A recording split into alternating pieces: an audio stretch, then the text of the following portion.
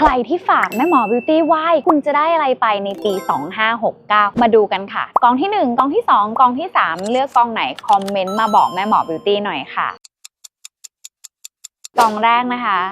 บอกว่าตัวคุณเองคุณขออะไรไว้คุณจะได้แบบที่คุณขอนะเป้าหมายอะไรก็ตามที่คุณหวังไว้คุณจะได้ค่ะเฮ้ยเลิศนะต่อไปกองที่ 2ค่ะ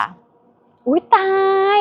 ใครที่ขอเรื่องความรักก็จะได้แต่งงานนะหรือบางคนขอเรื่องเงินทองเรื่องของมีค่าขอเรื่องเป้าขอเรื่องยอดจะได้ค่ะต่อไปค่ะกับกองสุดท้ายไพ่กองที่ 3ค่ะแม่